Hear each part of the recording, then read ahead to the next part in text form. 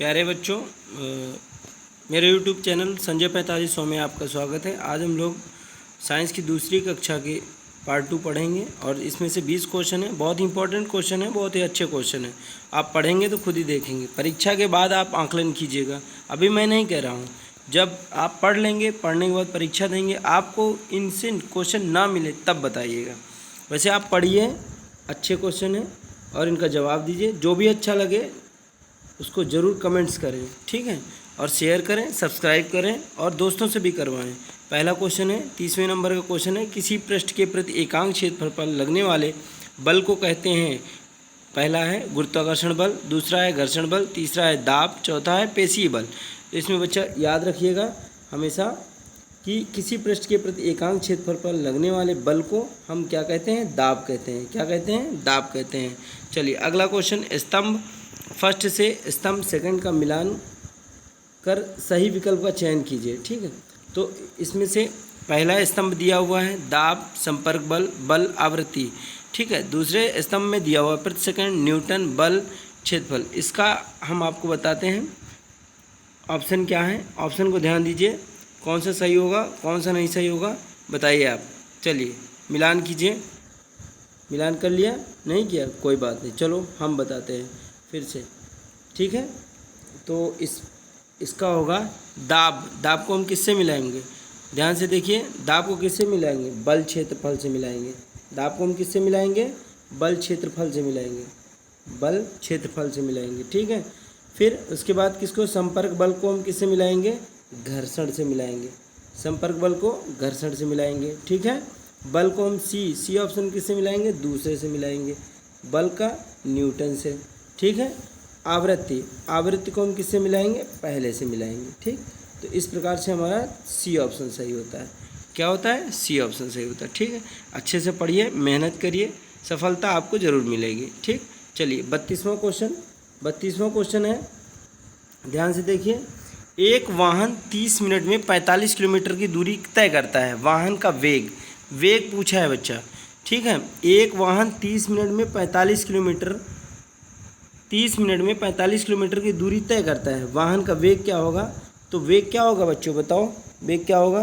कोई बताएगा? ठीक है, कोई बात नहीं, 25 मीटर प्रति सेकंड होगा। कितना होगा? 25 मीटर प्रति सेकंड होगा। चलिए अब अगला क्वेश्चन पढ़ते हैं हम लोग।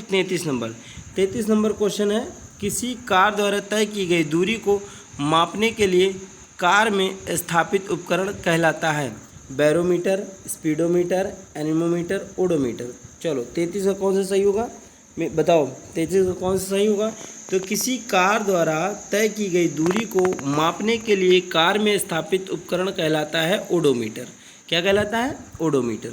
चलो अगला 34 नंबर क्वेश्चन है, निम्न में से कौन सा दोलन गति प्रदर्शित नहीं करता है? पूछा है नहीं करता है, ठीक है, नहीं करता है। इनमें से कौन दोलन गति प्रदर्शित नहीं करता है? इसका जरूर ध्यान रखना। पहला झूला, दूसरा पंखा, तीसरा शीशा, चौथा सरल लोलक। चलो बताओ कौन सा सही होगा। चलो दोलन गति की बात आई है तो पंखा नहीं होगा इसमें, ठीक है। चलो 35वां नंबर का क्वेश्चन, बहुत ही अच्छा क्वेश्चन है और समझने लायक क्वेश्चन है। ध्यान से देखेंगे, कुछ लोग इसमें गलती भी करेंगे बट कोई बात नहीं, पढ़ लो, खुद ही समझ में आ जाएगा। दिखाए गए चित्र में 4 नल ABCD एक पानी की टंकी पर लगाए गए हैं। किन नलों से समान दाब पर पानी बाहर बहेगा? ठीक है, दिया हुआ है चित्र, बहुत अच्छा दिया हुआ है, AB का चित्र बना हुआ है, ध्यान से देखिए।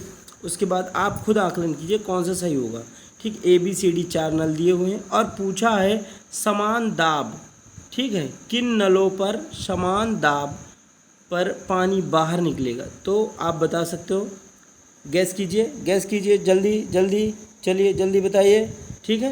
तो B और C सही होगा, क्योंकि ये देखो एक सीध पर है, इन पर दाब समान पड़ेगा, जबकि ये ऊपर है, ठीक है, इस पर कम पड़ेगा, ये नीचे है, इस पर कम पड़ेगा, ठीक है। चलो अगला क्वेश्चन नंबर 36। एक कार उत्तर दिशा की ओर गति कर रही है। उत्तर दिशा की ओर, ठीक है। सड़क की सतह के कारण इस कार पर लगने वाले घर्षण बल की दिशा होगी, ठीक है। एक कार उत्तर दिशा की ओर गति कर रही है, उत्तर दिशा की ओर। सड़क की सतह के कारण इस कार पर लगने वाले घर्षण बल की दिशा, घर्षण बल हमेशा किधर लगता है बच्चों? विपरीत दिशा में लगता है। किधर लगता है? विपरीत। यदि उत्तर की ओर कार जा रही है तो उस पर घर्षण बल किस दिशा में लगेगा? दक्षिण की दिशा में लगेगा। ठीक है, क्वेश्चन नंबर 37 पढ़ेंगे हम लोग। 37 पढ़ेंगे, बल तथा वेग का गुणनफल कहलाता है। 37 नंबर, बल तथा वेग का गुणनफल कहलाता है। 37 का क्या कहलाएगा? गुणनफल कहलाएगा शक्ति कहलाएगा। क्या कहलाएगा? शक्ति कहलाएगा। 38 नंबर क्वेश्चन हम लोग पढ़ेंगे। 38, यदि किसी वस्तु पर दो बल विपरीत दिशा में कार्य करते हैं तो इस पर लगने वाला कुल नेट बल कहलाएगा। क्या कहलाएगा? ध्यान से देखिएगा। पहला, दोनों बलों का योग बराबर होगा। बी, भारी वस्तु, ठीक है, बी जो है भारी वस्तु द्वारा लगाए गए बल के बराबर होगा। सी, हल्की वस्तु द्वारा लगाए गए बल के बराबर होगा। डी, दोनों बलों के अंतर के बराबर होगा। 38 नंबर क्वेश्चन फिर से पढ़ेंगे हम लोग, फिर से ध्यान से देंगे। यदि किसी वस्तु पर दो बल विपरीत दिशा में कार्य कर रहे हैं, दो बल हैं विपरीत दिशा में कार्य कर रहे हैं, तो इस पर लगने वाला कुल नेट बल क्या होगा? दोनों बलों के अंतर के बराबर होगा। दोनों बलों के अंतर के बराबर होगा। चौथा ऑप्शन सही होगा, डी ऑप्शन सही होगा। चलो 39 नंबर क्वेश्चन पढ़ते हैं। 39 नंबर, ठीक है, निम्न में से किस घर्षण का मान कम होता है? निम्न में से किस घर्षण का मान कम होता है? पहला, स्थैतिक घर्षण, दूसरा सर्पी घर्षण, तीसरा लोटनिक घर्षण, चौथा सीमांत घर्षण। चलो बताओ कौन सा सही होगा?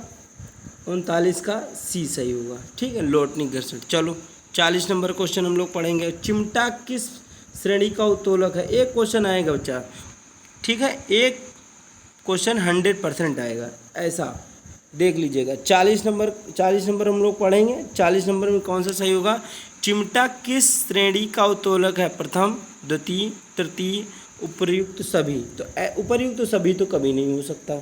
ठीक है, तो कौन सा सही होगा? तृतीय प्रकार का उत्तोलक होगा। ठीक है, चलो आगे बढ़ते हैं। उत्प्लावन बल, ठीक है, उत्प्लावन बल निर्भर करता है। 41 नंबर क्वेश्चन है, उत्प्लावन बल निर्भर करता है, ठीक है, तरल की गहराई पर, तरल की घनत्व पर, तरल के रंग पर, इनमें से कोई नहीं। 41 नंबर क्वेश्चन कौन सा ही होगा? तो उत्प्लावन बल निर्भर करता है तरल की घनत्व पर, तरल की घनत्व पर। ठीक है, बी ऑप्शन सही होगा। चलो अब 42 नंबर क्वेश्चन पढ़ते हैं। निम्नलिखित में से किस घर्षण का मान अधिक होता है? निम्न में से किस घर्षण का मान अधिक होता है? चलो बताओ बच्चों। ठीक है, तो पहला है सीमांत घर्षण, दूसरा है स्थैतिक घर्षण, तीसरा है लोटनिक घर्षण और चौथा है सर्पी घर्षण। तो निम्न में से किस घर्षण का मान अधिक होता है? तो स्थैतिक घर्षण का मान अधिक होता है। ठीक है, चलो 43 नंबर क्वेश्चन पढ़ते हैं। दूध से क्रीम निकालने के लिए विधि प्रयुक्त की जाती है। दूध से क्रीम निकालने के लिए किस विधि का प्रयोग किया जाता है, यही पूछ रहा है। पहला है भारण, दूसरा है अपकेंद्रण, तीसरा है आसवन, चौथा है क्रिस्टलीकरण। चलो 43 का बताओ कौन सा सही होगा? 43 का कौन सा सही होगा? तो अपकेंद्रण विधि द्वारा दूध से दही निकाला जाता है। चलो 44 नंबर क्वेश्चन पढ़ते हैं। 44 नंबर क्वेश्चन, एक कार पहले 15 मिनट के लिए 40 किलोमीटर प्रति घंटा, ठीक, 15 मिनट के लिए एक कार पहले 15 मिनट के लिए 40 किलोमीटर प्रति घंटा तथा अगले 15 मिनट के लिए 60 किलोमीटर प्रति घंटा की चाल से गति करती है, तो कार द्वारा तय की गई दूरी बच्चा दोनों को अलग अलग निकाल लेंगे। एक में 10 आएगा, एक में 15 आएगा, टोटल मिलाकर 25 होगा। ठीक है, 25 किलोमीटर प्रति घंटे की स्पीड से निकलेगा। चलो 45 नंबर क्वेश्चन पढ़ते हैं। किस श्रेणी के उत्तोलक में आयास, आलंब और भार के बीच में होता है? ठीक है, किस श्रेणी के उत्तोलक में आयास, आलंब और भार के बीच में होता है? पहला प्रथम श्रेणी, दूसरा द्वितीय श्रेणी, तीसरा तृतीय श्रेणी, चौथा उपर्युक्त सभी। ठीक है, तो 45 नंबर का कौन सा सही होगा? तृतीय श्रेणी के उत्तोलक। ठीक है, चौथा 45 नंबर का तीसरा सही होगा, ठीक है। 45 नंबर का कौन सा सही होगा? तीसरा सही होगा, ठीक है। तृतीय प्रकार का उत्तोलक होगा, इस बात को याद रखना। न्यूटन की डिस्क किससे संबंधित है? 46 नंबर का क्वेश्चन है, 46 नंबर क्वेश्चन है। न्यूटन की डिस्क किससे संबंधित होती है? गुरुत्वाकर्षण बल, चुंबकीय बल, ठीक है, प्रकाश के 7 रंग, गति के नियम। तो 46 का सी सही होगा, ठीक है। 46 का कौन सा सही होगा? 46 का कौन सा सही होगा बच्चों?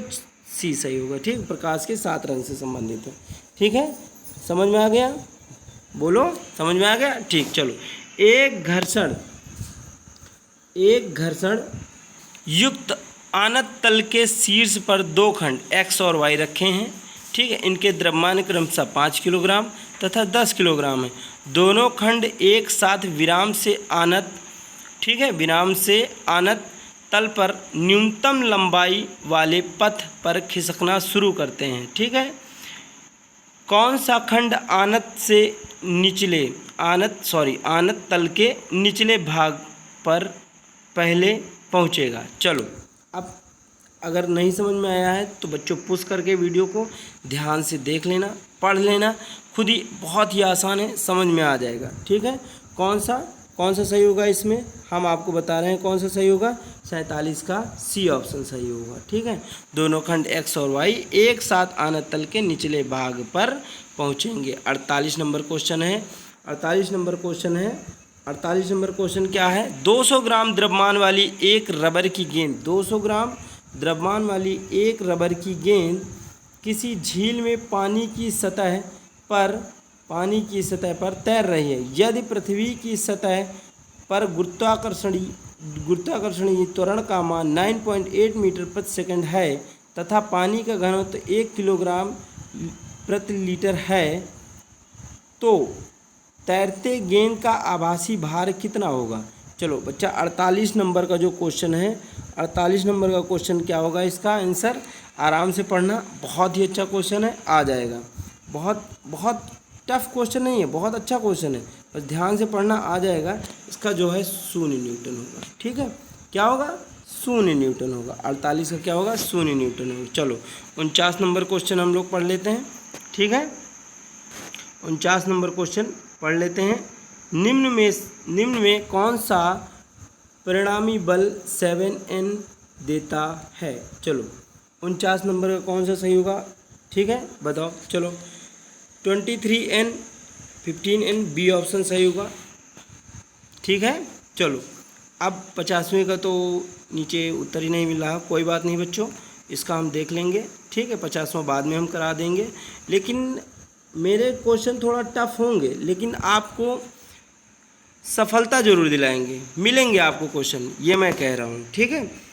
और थोड़ा टफेस्ट क्वेश्चन है, अच्छे हैं, आप मेहनत कीजिए, थोड़ी सी कई बार वीडियो को देखिए, आपको अच्छा लगेगा, और कई बार देखने के बाद आप खुद ही अपने आप में तैयार हो जाएगा, ठीक है। मेहनत कीजिए। ओके, आज की क्लास यहीं तक। Thank you class. जय हिंद, जय भारत।